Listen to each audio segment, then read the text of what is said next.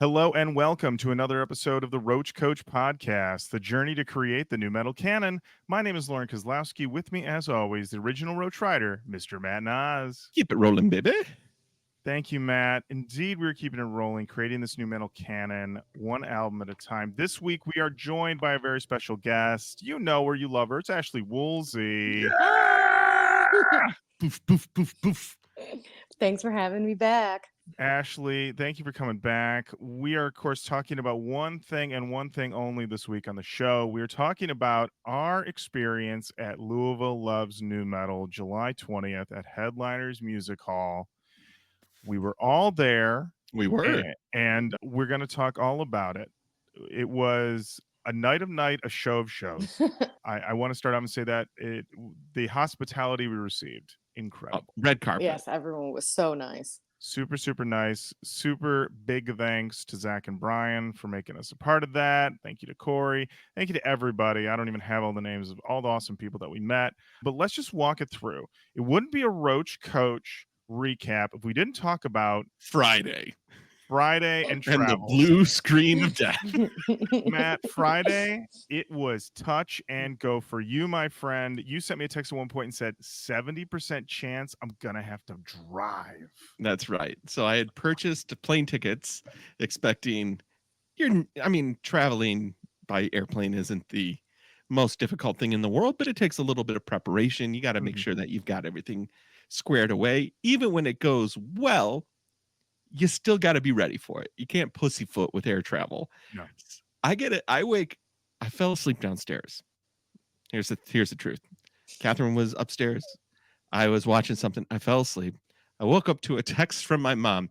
Every plane is canceled. And I'm like, oh, Jesus Christ, what the hell's happening? I'm like, and for once it wasn't a mom over exaggerating. That's literally what was happening. She was right. She totally nailed it. But the tone and tenor, I was like, uh-oh, do we have another major crisis happening? Is there? And there's a computer issue. Finally, she put there was a computer issue. And I was like, okay, let me check my flight. And thus began the rapid refreshing of delta.com because you couldn't get in. It was an absolute nightmare. So then I went to this, I don't know if you know this website. It's called X. It's new. I'm not familiar. I wished it was Twitter, but instead it was X. And here's the thing. I don't know. People say that, oh yeah, you can totally get information a la minute on Twitter. Nobody had anything for me other than it was like a fucking cesspool. And then that's where I made the decision that like, oh, this isn't the town square. This is the barber shop filled with people you don't like. Yeah. That's what Twitter is. It's just now, Ashley, I don't know the hair salon if it's like the barbershop. The barbershop, and I do go to one because I like them to balance my beard. Mm-hmm. I like my barber and everything, but my dude could say some of the most half-cock shit I have ever heard in my life. And other people like chime in like, that's what I think too. It's like, oh, okay, that's the barbershop. So that's Twitter and no help. And I look at Catherine and she's, I don't know, this doesn't look great. We can drive. It's about 5.5 hours. Lauren immediately at 8 a.m. when I texted him was like, if you leave now, you'll be here by 1. My favorite pragmatist of all time. I literally pulled my phone out. I mapped from my house to your house and was like, yep, he could totally do it. He'd be here by 1:30. No problem. Meanwhile, I was texting Lauren and I was like, I don't know, that'd be a long drive. I don't think that would be worth it. Well, I didn't want to cancel and I did want to come. So it was like, okay. But that was like, I'm not going to take my car. I have a Chevy Cruze hatchback. I like it. It needs new tires. So then it was like, do I get new tires? And then I'm taking this trip. And then it was like, Catherine was like, well, maybe you could take the Subaru. I'm like, well, okay, but then you're taking my car all week. It was like everything started to get exponentially more difficult. And then finally, right around 12, I was able to get in and get a ticket, like literally have the barcode, because all I could glean from Twitter about Detroit Metro Airport was, doesn't matter. You're going to have to go to the Delta desk to get your ticket because nobody could get tickets. And I'm like, well, if I have a ticket, I don't need to go to the Delta desk, because if I had to go to the Delta desk, I would have needed to be in line yesterday. Yeah. I'm not getting there. So I had my ticket. I printed a paper copy of that ticket, got to the airport, got to Louisville, no problem. Got to the hotel, no problem. When I got to the hotel, though, problem. They were impacted by the blue screen of death. All Marriotts were impacted. So they're like, just, write your credit card number on this piece of paper. This common thing that we do. I was like, we don't have carbon paper. Like, I'm surprised they didn't have one of those like machines, Yeah. So I had to write it down and be like, yes, I will pay for everything. Yes, this is my credit card. Yes, I will do this. And then they go, we can't issue key cards. I'm like, what are you talking about? So just leave your room unlocked, I guess. So put a towel in the door. Yeah. We're gonna have our head of staff, like our head of like maintenance. He's gonna come up with you. He'll open your door. And if you leave and come back, stop at the front desk, and we'll have another person come up. So anytime, if I were like, I don't know, like coming and going a lot, I would have had to have stopped. So I was very purposeful. I was like, I'm just going to go to dinner. I'm going to come back. I did it once. They got me. And then the next morning, Saturday morning, everything was fixed for key cards. But it was just like, this is crazy. And then I was nervous because I'm not conspiratorial, but I was like, this is bad. What else is this going to affect? There was a solid hour and a half. I could not access the internet at all. My phone had full bars. I couldn't FaceTime. I couldn't text. I couldn't anything. And I was like, what is happening? This is madness. So I was like, I'm just going to go to get some food. But then I was like, I should get cash. And the ATM worked. And I was like, okay, that's good. I think this is a me problem now. If the ATM's working, then yeah. Thank goodness that you booked your flight to come down the day before and not Saturday. Otherwise, I'm not sure you would have made it, because there were still so many issues on Saturday. Catherine had a flight to Pittsburgh. So kayfabe being broken here, it's July 21st. So it's Sunday. Catherine had a flight to Pittsburgh today, canceled. She's booked tomorrow morning. When I landed today at Metro and I walked out, it's, those movies where they walk into the bazaar and everybody's everywhere. And it seems that everybody's on fire and everything is happening all at once. Matt, were there people cleaning clothes in buckets using old-fashioned? It was like, behold the tale of Sweeney Todd. There's fucking people sleeping on the floor, lines to who knows where. It was the busiest I've ever seen that airport, but only in this one spot where it was just like, because my flight got delayed because of weather, 45 minutes. So like the second we landed, like the cleaning crew was like in there, like, yeah, they're like, everyone get off this fucking plane. It has to leave in 2 minutes. Yeah. Wow. And then everybody was like, like even the captain was like, I thought I'd lost something. So I was taking an extra moment to make sure I had everything. And it was like, the plane was empty and the crew was cleaning already. And I was walking off the plane and the captain was walking back into the plane. And I was like, hey, sorry. And then I get to luggage claim. And there is the biggest line I've ever seen for lost luggage, because everything is just a catastrophe right now. But I made it. And then I get a text Saturday, right, Matt, they're sending me away that if I actually turn into your hotel, I'm going to have to do a crazy U-turn. Can you cross the street so I can pick you up? And I was like, Lauren, you got it, buddy. And then he drove me to your place. Yeah. And he pointed out everything that you've shown him. I'm certain of it. He was like, that's the Eagle. The Eagle's the best. Loved it. That Wendy's.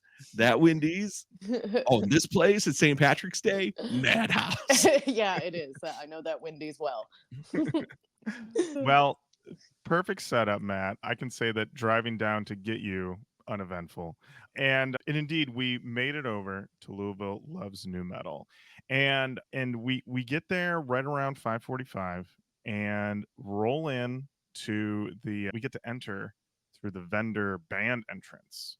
First time for me going through something like that. Very exciting. Seeing the bands warming up, everybody getting in the zone.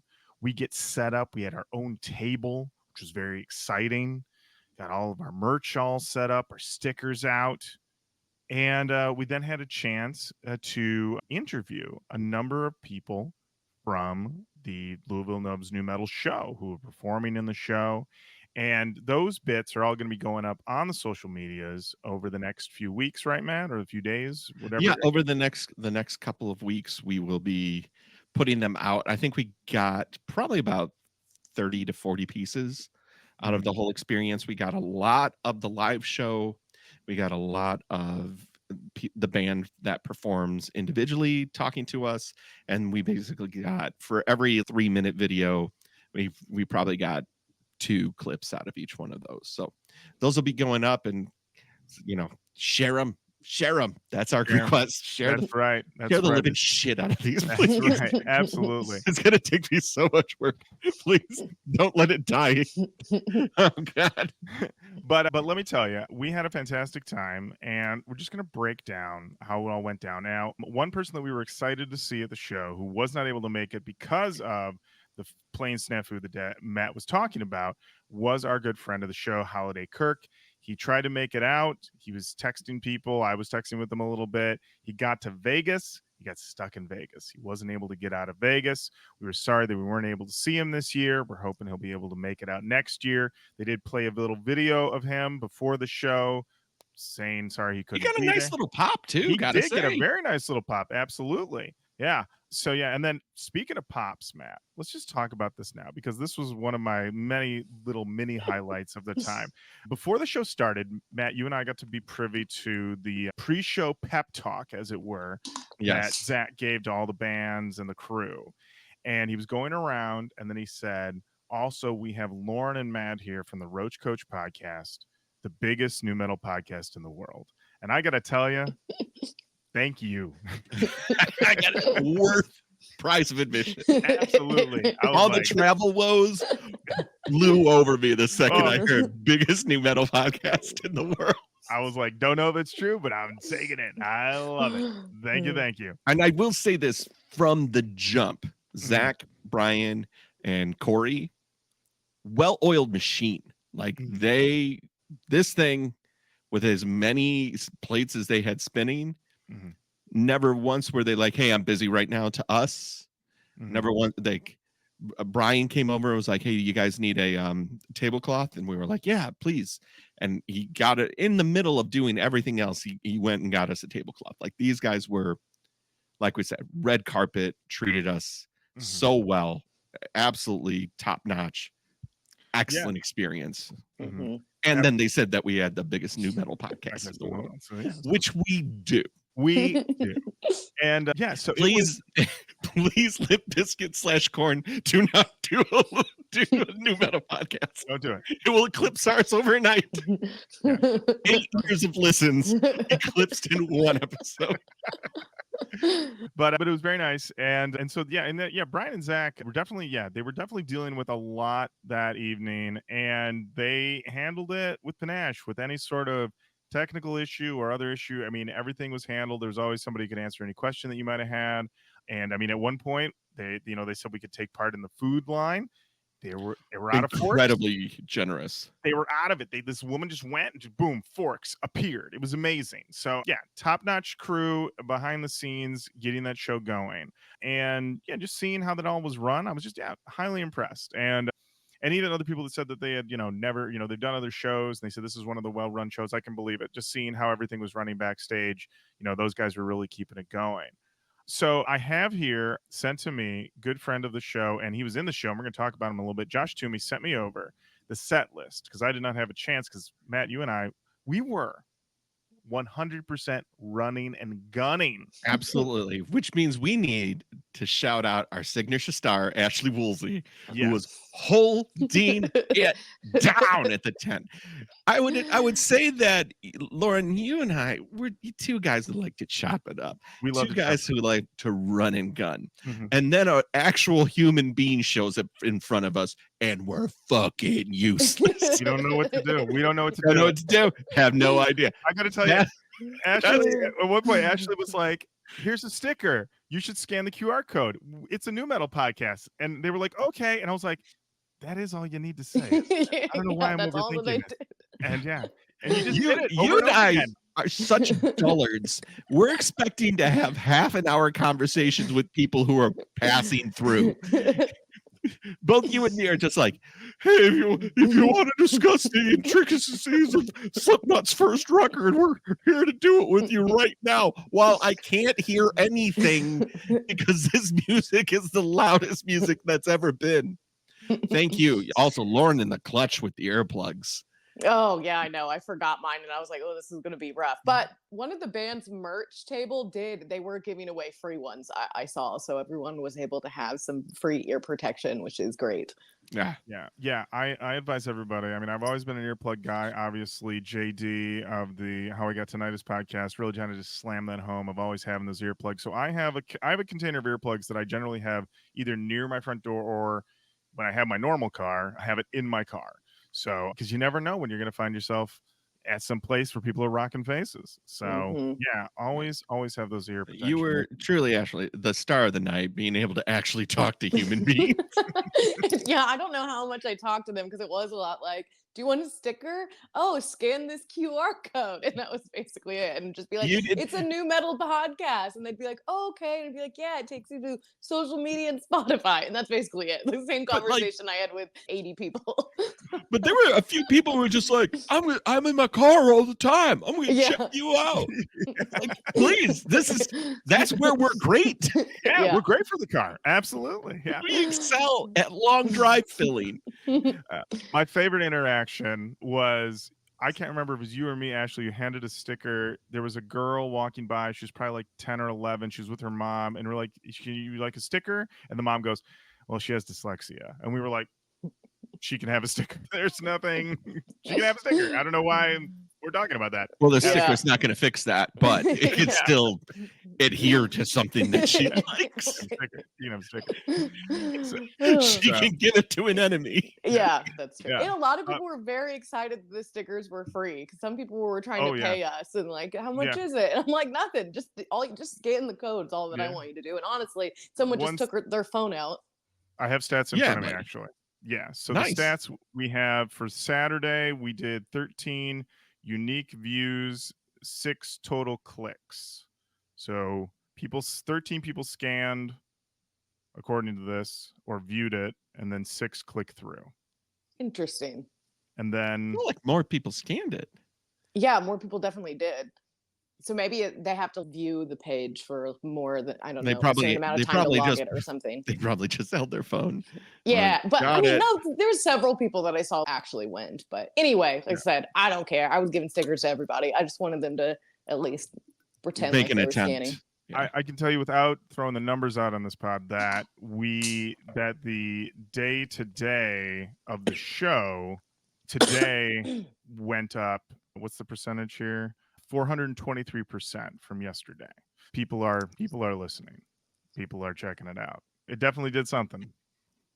I mean, here's the thing. Even if they didn't click the Linktree link, our name was up there the whole time. So somebody in between a song looking over going, and then just writing it down on their phone to look at later or Googling it. That's another thing, you know, visibility is visibility.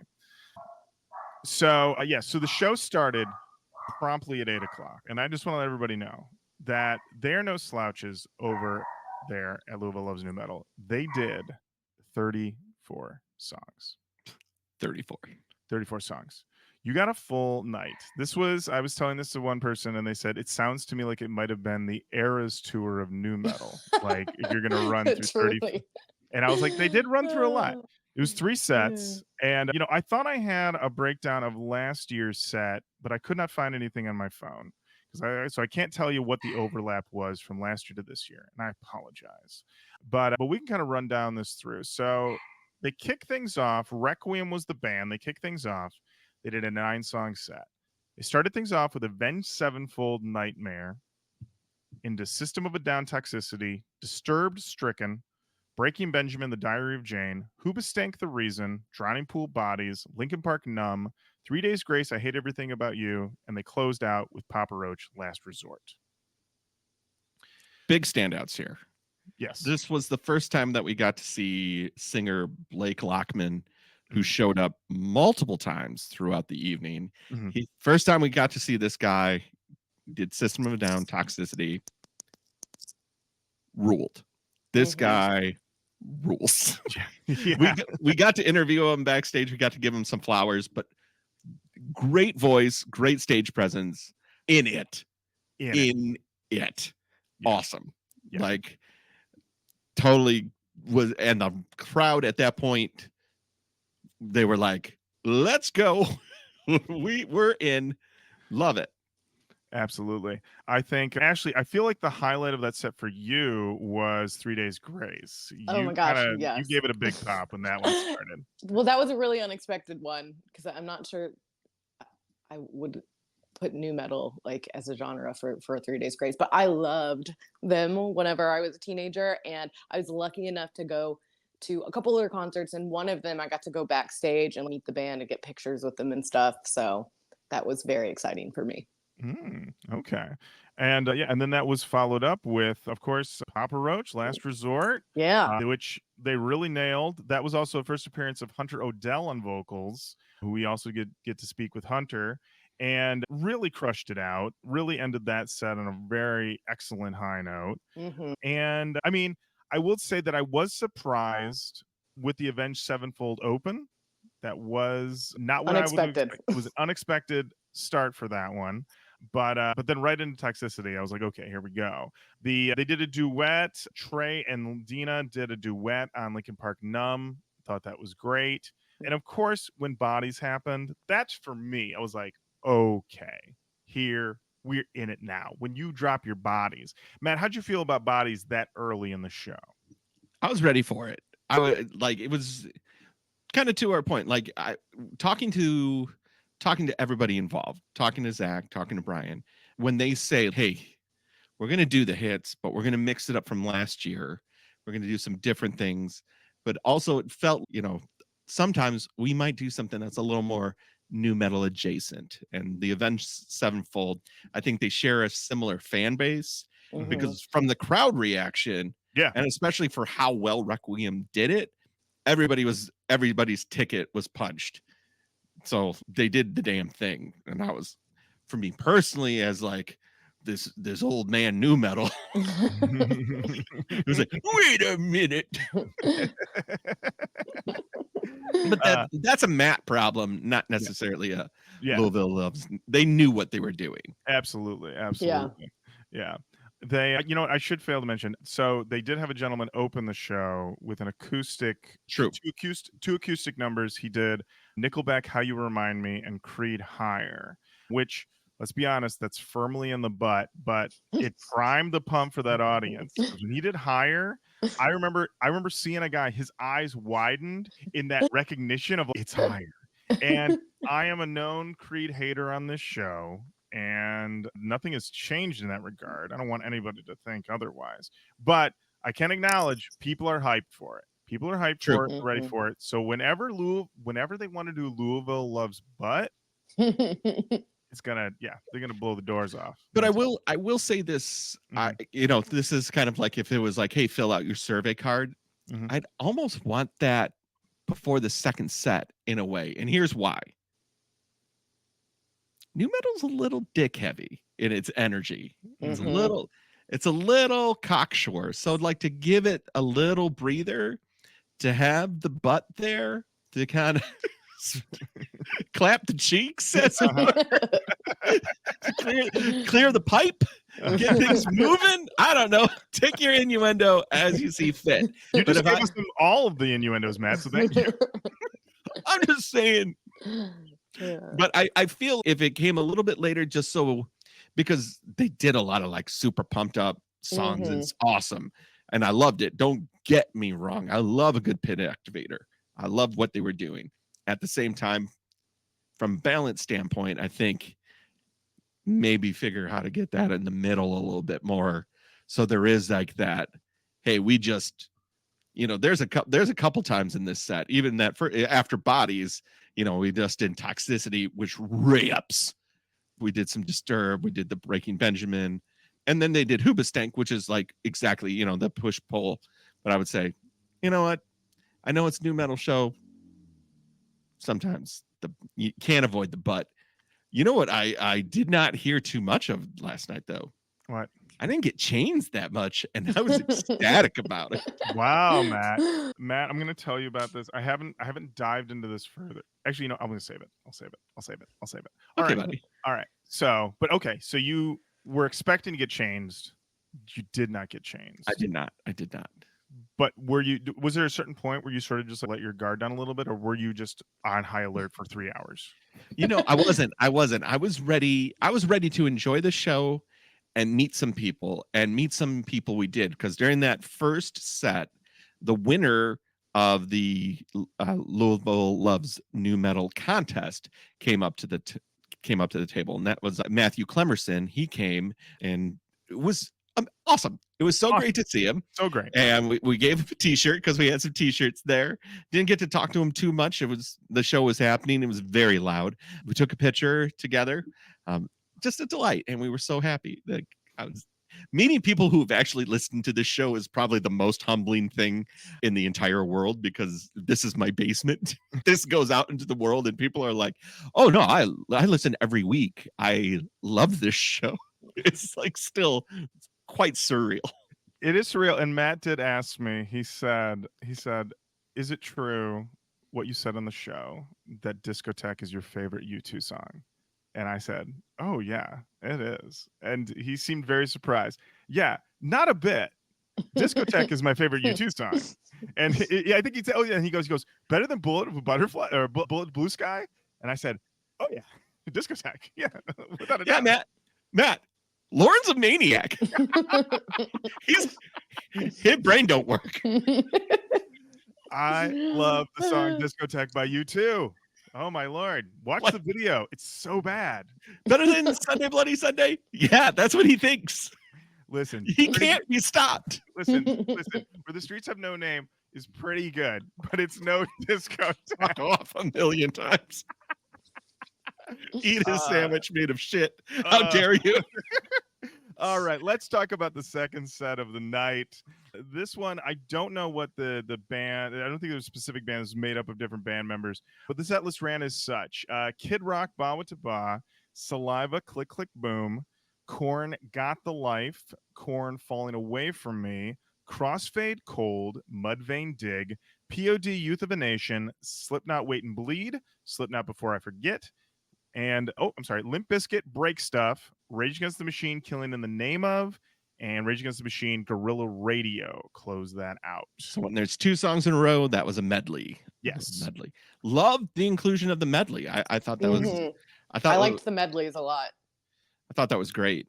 I thought this, I got to tell you, Kid Rock's not easy. Not easy at all. It's easy to make fun of. Yeah. But to literally do it is a whole other beast. They were like, you know what? We're just going to play the Ba Wata Ba beginning because let's just do that. Let's take it easy on ourselves. And when the band dropped in, because it's not like Kid Rock they're doing that live either. Right. They're pressing play on the DAT. They're like, they are not recreating that every night. They dropped in. They went for it. It worked. I was like, Kid Rock is not my favorite ever. And it was like, this rules. What was very interesting, we were backstage a little bit after. We talked to one. There were two mics that sang on that. It was a Mike. Let me find it here. It was a Mike Birch and Mike Mullins. I don't want to know which one is which here, but we did talk to a Mike backstage, and he was basically recovering from doing all that rapping and he told us that he was going in and then he noticed how many kids were in the audience and then got a little concerned that he was going in a little too hard. And he said he did self-censor slightly after he realized that. But he said that it was a very intense rapping situation. Yeah, it was a great crowd. I was very surprised how young some of it was. So many kids there. I mean, I remember there being young people and like kids with their parents last year, but there was even more this year, I would say. Which, you know, is encouraging for two old men who do a nu metal podcast. Yeah. And range of kid ages too. Like there were small ones, and then there was like teenagers. I talked to a woman and she was with her daughter, and it was her daughter's first ever concert, and her daughter was like 14. So that's fun. Mm-hmm. That is fun. That's fun. That's a fun first show. Absolutely. Mm-hmm. Yeah, because once again, the vibes of the crowd, immaculate. I mean, listen, lots of activated pits were happening, but they were good pits. Yeah, nothing got too out of hand. Looked like people were having fun. And then if it got a little bit too much, most everybody was like, come on, it's not that fucking serious. Let's relax a little bit. Yeah, absolutely. Yeah, for me, I really thought they nailed Mudvayne Dig. I thought that was great. Both Korn medleys were fantastic. It was very fun. When they did Click Click Boom, we had been talking with Chris, who's the drummer for this set. And when we had been talking to him backstage, he had a lot of nice things to say about Saliva, which really took me by surprise. I was like, oh, wow. And then they started Click Click Boom, and I'm like, well, this guy's been mainlining Saliva for probably a month. Actually Saliva's pretty good. Pretty great. All I've been listening to, they're great. You know? We inoculated. Exactly. I really enjoyed the Youth of the Nation. They really nailed that one. The Slipknot medley, I was like, okay, what Slipknot are we doing this time? And when they did Before I Forget, that's like a top 5 Slipknot song for me, and it's a top tier Slipknot song. Very, very exciting. For those asking, they did not have a barrel this time, and no one had any mask this time. But when we talked to Hunter, he said that it just did not come together. He said that there was talk of getting masks, but the masks were just. I believe he said to you, Matt, that these masks are expensive. You want a good one. Yeah. Last year, I guess he came out and did Slipknot, and he had a mask, and it was like he said $13 mask, which seems impossible, but the Teemu of mask he got last year instantly fell apart. He was like, I wanted something better, and they were $300. Oh my God. I was like, also, you probably want a mask that you can breathe in, and most of those cheap masks you probably can't. No way. No way. It would just be like those ones that we had when we were little kids. It's like full coverage. I would say the biggest surprise for me in round 2, Crossfade. Cold came out of nowhere for me. I know we haven't done Crossfade on the show. There was some serious Crossfade love in the house. We were rocking the merch booth, standing there. I look at Ashley, I look at you, Lauren, and then we look out in the crowd. Multiple dudes singing along. Multiple dudes. I was like, do we have to fucking do Crossfade? Well, that was a great moment because we saw the people singing along, but there was a guy who put his hands in the air when the song started. And I said, if you're putting your hands in the air, then you're hardcore. That's like you're trying to feel the song with the palms of your hands. These are antennas. Yes, exactly. And it was really great. As Matt, you looked up the album on Wikipedia, and you saw it was 34 minutes long. And you say to me, I just want to imagine everybody, just imagine the loudest music ever, and then Matt yelling, "A cool breeze." That is Matt. And then I show Ashley, I'm like, oh, it's only 34 minutes. And Ashley, you go, oh, you guys can do 2 hours on that easy. That's a Roach Coach promise. That's a Roach Coach promise. Absolutely. So that's just the way to let you guys know. Yeah, Crossfade episode is coming. Clearly, the market demands it.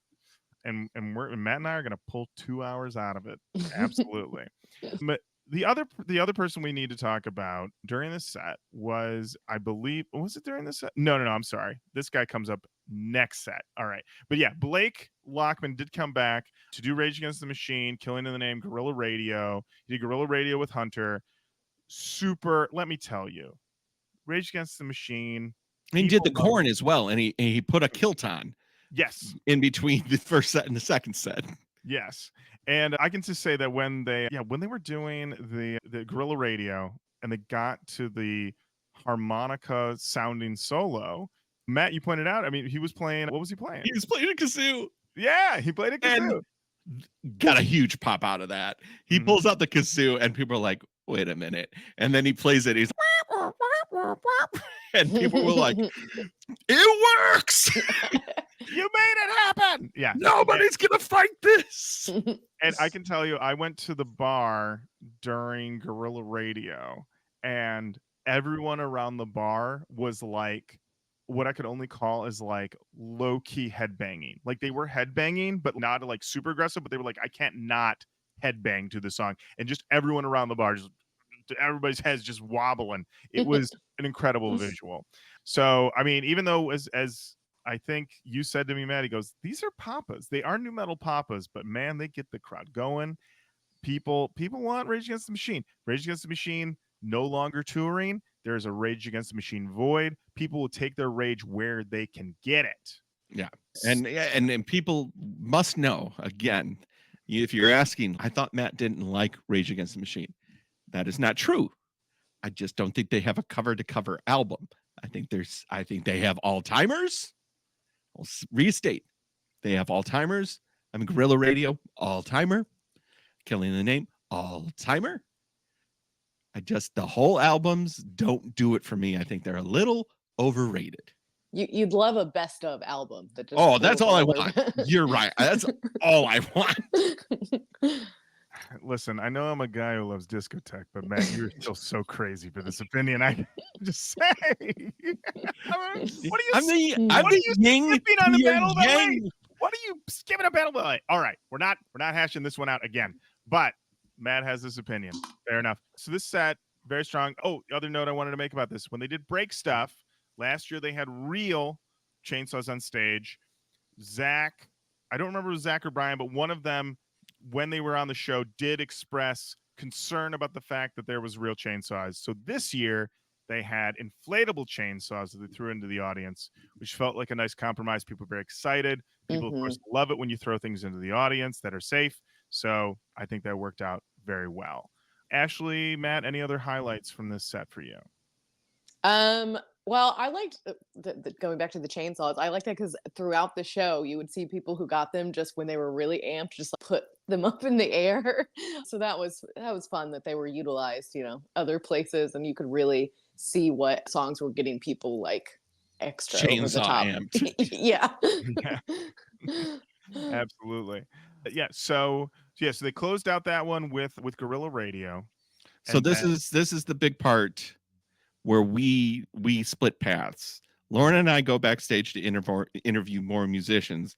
Ashley, you're there. You're at the booth, handing out them sticks. Yep. Saying, hey, Roach Coach, it's a podcast. Scan the QR code. Check it out.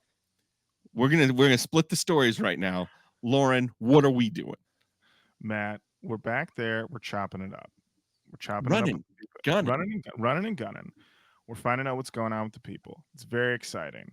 And we get to see, we just got to say, the backstage area, open air, next to the forest, comfy seats. Where the moths live. Where the moths. I got attacked by 3 moths. Oh, yeah? I got eaten by mosquitoes, I'll tell you that much. I'm disappointed you guys didn't see the big goats that apparently live back there. Bummer. I need someone else to see these goats to make sure that I'm not insane. We mentioned the ghosts to someone else and they were like, what? And so then I think there probably was somebody else who was like the rest of the night looking around. But yeah, am I missing anything else, Matt, from when we were back there? We just got a chance. Yeah, this is where we got to talk to Blake. Yeah. And that was super cool. And we tried to be less nervous. I don't know. I don't think we were nervous. I think we had a good plan, but it is awkward to kind of be like, hey, come over here, talk on camera to us. Yeah, I mean, that was literally just me walking around with the microphone going, hey, we're gonna ask you about nu metal stuff, and people be like, yeah, sure, but every time it's so, because people are just minding their own business, and I know how I am when I'm minding my own business, and it's like somebody's coming over and bothering me when I'm minding my own business, and I just had to get in the zone of being like, I'm about to bother people, bother people, and they were all incredibly nice. So while we were back there, they did the giveaway, and we did not see the giveaway for the Louder Than Life tickets. How did that go, Ashley? I mean, again, that's always a great prize. It's like crazy that they give prize that was away. amazing. Like, yeah, it's such a good deal because those tickets are not cheap. But yeah, so it actually ended up going to a person that was, I guess, volunteering or working at the merch booth for the Requiem band. So their name ended up getting picked in the drawing, which they looked very surprised, but happy about it. But yeah, so that went well. Wow. I'm quite surprised. Yeah. There you go. That proves it's random, baby. Truly random. Truly. Yeah. So Matt and I then came back out, reconvened because we had to make it back to the booth because in the third set, friend of the show, host of the Talk Toomey podcast, which is bi-weekly, which you know that if you listen to it weekly, he was going to be on stage playing, and we were going to get to see Toomey, as I said, in his natural habitat on the stage, holding a bass. A 5-string bass. A 5-string bass, which I want to let everybody know. He showed to me before he went out on stage. He said, there's 5 strings on this bass. I was like, look at that. That seems to be a bass that could lend to Korn's signature sound. That was a thought I had, Matt. A thought I had. And it really, when I was looking at this bass, it really hit me how often I am not near musical instruments, which is most of the time. Like I was like, oh, look at all these musical instruments. Never around these. Not seeing these normally. This is what they make all the songs I listen to. This is what they use. They didn't need these to make discotheque, I'll tell you that. So we got to see Josh go out and perform along with a number of other people, and they opened up the show. They played Blind, into Freak on a Leash, into Evanescence, Bring Me to Life, Deftones, My Own Summer. At that point, Josh then left the stage. He told me later, he's like, yeah, they said I could just do a few songs. He said, then I walked off the stage and I was like, oh, I should have done more songs. So lesson learned, Josh Toomey put that bass back in his hand. He's ready to go. He'll do a whole set. He'll do it all for you. So after that, then it was Rage Against the Machine, Bulls on Parade, Seether, Broken, Nonpoint, Bullet with a Name, Linkin Park, Given Up, Limp Bizkit, My Generation, Limp Bizkit, Take a Look Around, Limp Bizkit, Faith, Deftones, Change, and then the closer was Linkin Park, Paper Cut into One Step Closer. To start off, Blind is Blind. That's how you kick off your final set. The ride cymbal starts happening. We all know, okay, here we go. We're ready to rock. We're ready to do this damn thing. I'm going to say right now, I'm not even blowing smoke. Josh Toomey, he's truly in his element. He's up there. He's doing the damn thing. He looked great. Also, he looked great. I got to tell you, I got to go to the gym because Josh Toomey looked incredible. He was telling me about his diet recently. And then Hunter took his shirt off a couple times. And I was like, I got to go to the gym. I got to work on this. I got to work on this. All these hot guys, I'm just schlubbing around here. I got to do something. So, yeah, I just want to let everybody know Louisville Loves Nu-Metal has motivated me to look because of its bodacious hunks. Oh, these hunks! What can I say? They look great. Yeah. So it was great to. Yeah, once again, Blake was singing "I'm Blind, Freaking a Leash," knocked out of the park, nailed it. Evanescence, Bring Me to Life. This is kind of like you got to do it. So if you're gonna do it, you got to nail it. So here's a little behind the scene action here. Yeah. We're backstage running, gunning, chopping it up. Morgan Ferguson, who sang the Amy Lee part, comes backstage. You could tell nervous. In the zone. In the zone. Yeah. But nervous. Like, because I will say this show has not been terrible to Evanescence, but we haven't liked everything. The most pushback we've ever received on the show has been about Evanescence. Evanescence fans are fucking for life. They're legion. They're legion. They're for real. They are everywhere. And if you don't do it right, they gonna let you know. Yeah. Yeah. Do not play with Amy Lee. Don't play with the song. You do it right. Backstage, warming up. getting into it. A little stressed out, but she was like, all right, let's see what happens here. I think I'm ready. I'm ready to go. I guess she did a great job. She did. Yeah, she was so good. Yeah. She came out, she nailed it, and you could tell the audience. I think that's the thing. It's like this song's starting. Huge pop. Probably the biggest pop of the night. It's up there. And the thought is, okay, you got to nail this opening line. You got to nail it.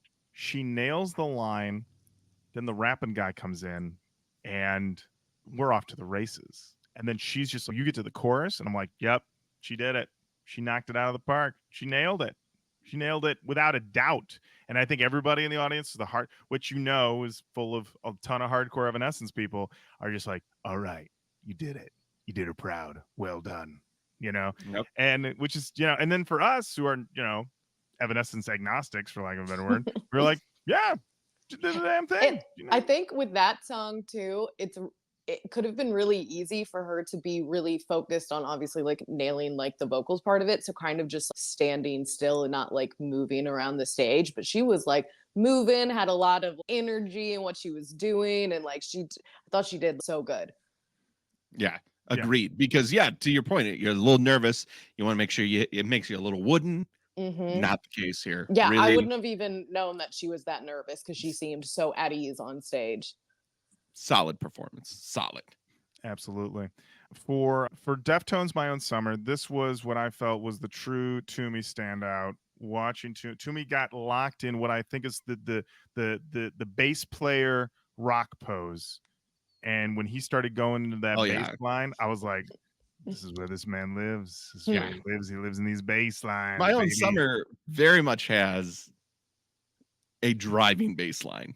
And Toomey was like, don't worry, I'm the captain of this ship. That's right. I'm driving it. Don't even worry about it. Look at this hair. It's fantastic. Oh, yeah. Toomey's hair looked great, too. Absolutely. And then this was the, I did not know your game moment, which is Bulls on Parade happens. A gentleman comes out. His name is Brent. He's wearing a red cap. We did not get to talk to Brent. That is one of our we wish we had talked to Brent. I don't know how we missed Brent. So at this point in the show, Corey and Zach both go, if you don't know this fucking local band, you're out of your mind, but we're going to give you the lead singer coming out right now. That's like the warning. Like, this guy's going to do the shit. Yeah. He's like, you guys don't know Greyhaven. You got to know him. So this dude comes out. They start doing Bulls on Parade. Sounds great. The band's in it. They figured it out. They're doing it. This is the most ferocious vocal attack in a good way that I was not prepared. I was like, wow. And then at the end, when he's just screaming Bulls on Parade, I was like, is this guy going to get off stage and just kill somebody? This is crazy. This guy is going so hard. I could not believe it. It was so good. Truly, I mean, a lot of great vocals throughout the night, but this guy on Bulls on Parade, flip my lid. Couldn't believe it. We both were like, is this the only song that he's doing? Because he's like, I'm going to give it literally everything I have. So don't give me any other songs because I'm going out. He was doing it in the sort of way of, I'm actually dying tomorrow. They're executing me tomorrow. So this is all I got. I'm seeing the firing squad at dawn. Incredible stuff. Incredible stuff. Of course, to follow that, they were like, we're going to need to slow things down again.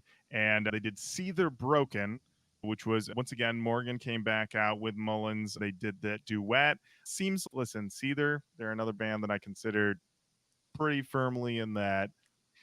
If they just, look, this is free. So okay, it's worth what it, call it a butt rock break. Just give yourself a butt rock break. Hey, we'll be back to the new in a second. We're taking a butt rock break. That way you can get away with it, because I don't look at Seether and go, those guys are new AF. Just take a sweet butt rock break, and we'll be back to the new metal in a minute. But give everybody something to sing along to, that isn't being jettisoned out of their mouth and throat at ferocious speed. Yeah, I'm not a Seether fan. I understood the move. But just say, put it up there. Put up them cheeks. Just a good old pair of jeans. Just bam. There they are. Some thick rocks under a pair of Jordache. That's what I need. Just give me a butt rock break. Then we got shocked. Lauren and I looked at each other and we were like, Nonpoint? Bullet with a name? Very surprising. Which they did announce is we're going to do a deep cut. So this was like the deep cut decision. I thought they did a pretty good job, but the thought I had, and I said it to you, Matt, was I was like, if this is the deep cut, we're doing Nonpoint, then Louisville Loves Nu-Metal 3 or Gulo, make it happen. Please. Matt will once again fly the friendly skies to get out here if he knows you're going to give him some more Gulo. Yeah, I'll cause another computer incident. Absolutely. So that was exciting. And then we had our final stretch. The Linkin Park doing Limp Bizkit was hilarious and wonderful because it was like, where is this voice coming from? Like the band's up there, they start doing the thing, and I'm like, who's singing this? What is happening right now? And then I see to my periphery, through a crowd, a bobbing red hat. And I was like, oh, I know what's happening now. And it was Zach wearing a Cowboys jersey, I believe. I think so. And a red Yankees hat. And he was in the crowd mixing it up, stirring the soup, having some fun. Great moment, high point for sure. Yeah, he really did it. I mean, and also I got to tell you, like the take a look around drop. I mean, we knew it was great, but just seeing it once again, just incredible all timer. And then Faith. I mean, you could just feel like the audience was just like, yes, I've been waiting for this. You've made my dreams come true once again. That was the thing that was also really great. It's like every song was just, once again, you just get that little pop of, oh, I was hoping for this. Oh, I was hoping for this, which was really, really, really great. Then, to our shock, they do Deftones Change, and Brent from Bulls on Parade earlier comes back out, and I was like, this guy can do it all. He can shred, and then he can also soothe in the chino, and he did. The guy's amazing. So, I mean, get your stock in Greyhaven now, because this guy, he can do it all. It was unbelievable. Top tier. And then I didn't have access to the set list at the time, so I was like, how are they closing? But I was like, I feel like you gotta go big with your closer. Paper cut and One Step Closer as your closers. I was like, that's it. That's the stuff. They did it. They had confetti bombs or confetti cannons that went off. So much confetti. So much. People were too much. People were covered in confetti. Yeah, and because people had been like sweating, because they're like all in the pit, and then they just get coated in this confetti that basically just sticks all over their sweaty bodies. Yeah, it was not Studio 54. It certainly looked like it. Yeah, it really did, and it definitely went off on a very exciting high note. Ashley, what were your highlights for you in during that set?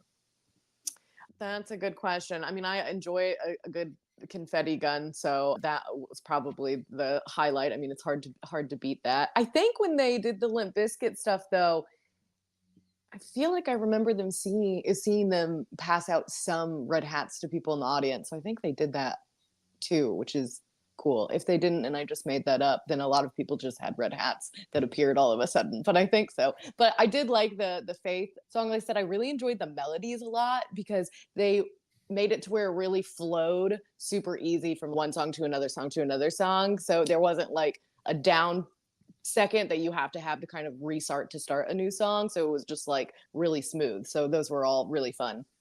Yeah, absolutely. Tacticians. Mm-hmm. They knew exactly what to do. Absolutely. And I mean, doing a show like this, that stuff, I'm like switching songs and switching the sets is not easy. It's like there's so many different people who are coming on and off set. It's crazy that they're able to like get everything logistically, together up there.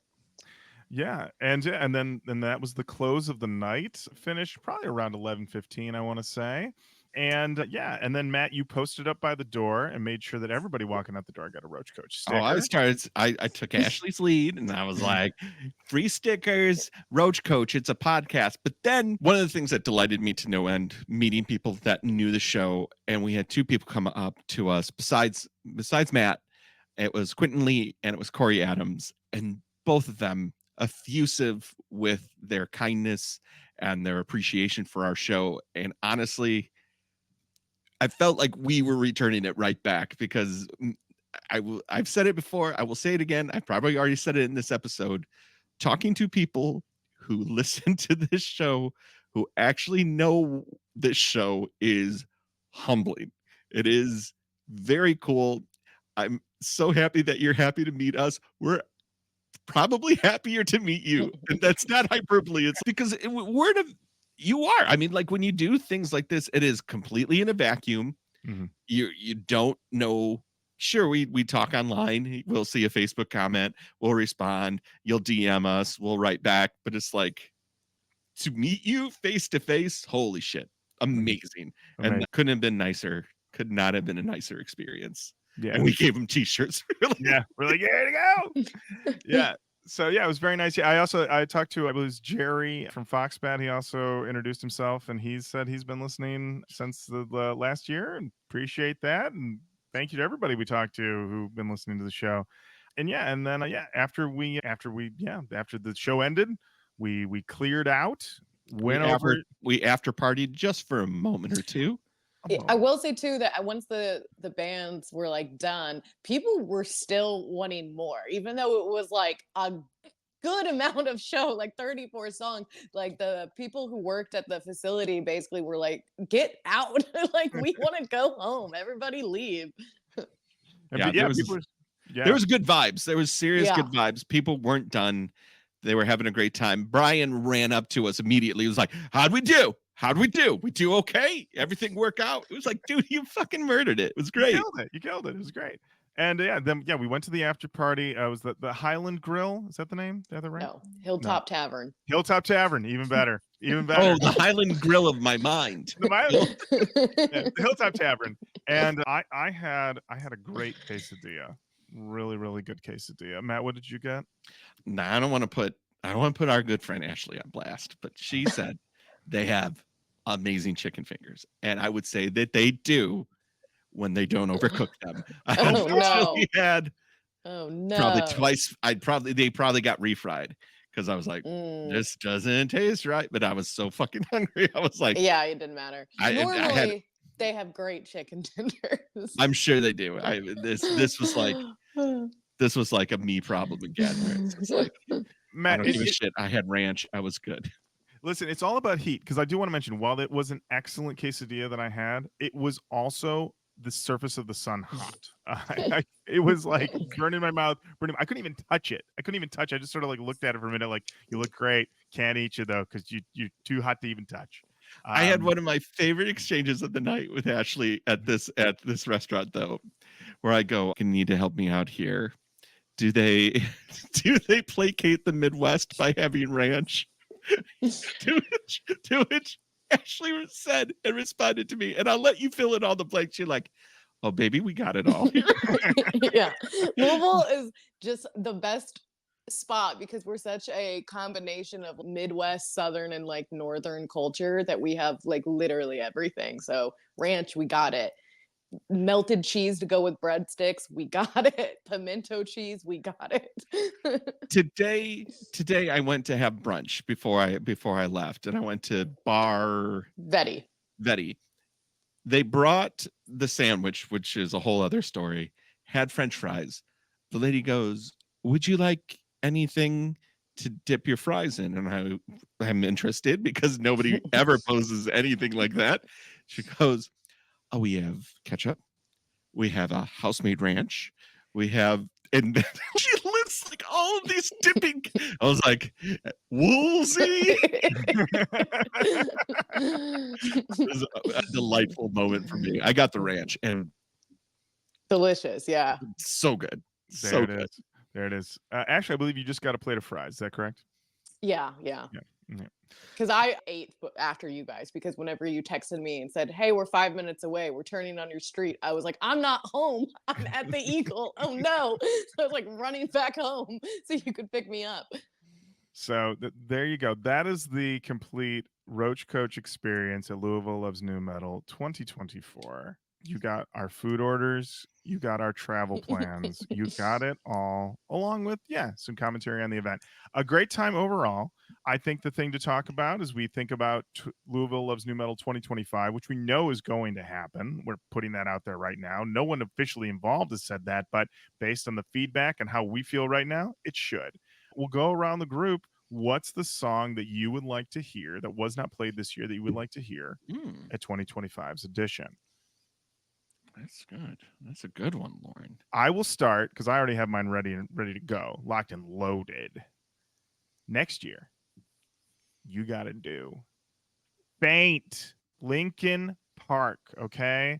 And I don't know if it might be a little harder to do, but listen, if you need somebody to make that noise at the beginning, I will make it with my mouth, all right? I will figure it out. I saw Blake do that thing with the kazoo. Anything can be done. Faint, Linkin Park. That's my pick. Nice. Here's mine. And it might be a surprise. I felt like there wasn't any Stained. And this I was is like, the most shocking words out of Matt Naz's mouth since he said that he wasn't minding. Okay, keep going. I'm going to surprise myself here, but there's a part of me that wanted to hear Outside just because I hate the song, but it feels so fucking nu metal to me that it's like, why not? And I know that they did it year one, and I know that they don't try to redo, but like, I don't know, man. Come on. Also, Mud Shovel? Mud Shovel as an opener? Song one, a little Mud Shovel. Good tone setter. I don't know. I feel that. And also, I mean, use it for free. Butt rock breaks. Give yourself a butt rock break. Yeah. And Matt, when you say Mud Shovel, that has a strong opening bass line. Yes. And I know that there's a guy. I know a guy who would kill that bass line. His name is Josh Toomey. Ashley, what song are you hoping to hear? Well, I'm not the biggest nu metal person, so I would say if they're going to already have like a butt rock break, as Matt suggested, I would like a little more Papa Roach, like some of their stuff that came after the more nu metal-y stuff, like the stuff that I, know them from, the Getting Away with Murder vibes. I think they have a lot of options from that album, and the album, I think directly after that or before it, that people would get amped. That would be some fun songs to do. Or a nu metal kind of option, but a non-specific one. Our friend Me Here was there, and he was just asking me during the breaks, are people still making nu metal? Is there nu metal? And I was like, there are. So like, I know a lot of it is probably like nostalgia based, people who've been listening, but it would be nice to fold in some of the new stuff. I would, if anybody did my ticket home, I would be like, so excited. We might be the only ones excited. Probably Kirk would, he'll be at the next one, and he'll be like amped. Yeah, absolutely. Yeah, that's if you just spit not chewed at Louisville Loves Nu-Metal 2025, we may accidentally flip our table. We'll put it back. But for a second, we're like, So there you have it. Another great show for the Louisville Loves Nu-Metal team. Looking forward to next year. Of course, looking forward to, I'm assuming, another Louisville Loves emo, which we'll definitely try to get out to that as well. Thank you once again, Zach, Brian, Corey, for bringing us all in, making us part of the show, giving us shout outs from the stage. So appreciative, and letting us know that absolutely, and also letting us know that we're the biggest nu metal podcast in the world. That I'm carrying that one to the grave. Thank you so much, and thank you, Ashley, so much again. Yes. No problem. Yeah, it was a super fun night. And and that does bring us to the end of this episode of Roach Coach. Thank you so much for listening. Keep on saying hello to us online: Facebook, Twitter, Instagram, YouTube, TikTok. We're on all of those. Send us an email, roachcoachpodcast@gmail.com. And until next time, Matt, thank you. Lauren, thank you. Ashley, thank you. Thanks. Bye. Bye. Roach Coach Podcast. on all day, every day. It's the Roach Coach Podcast. all day, every day.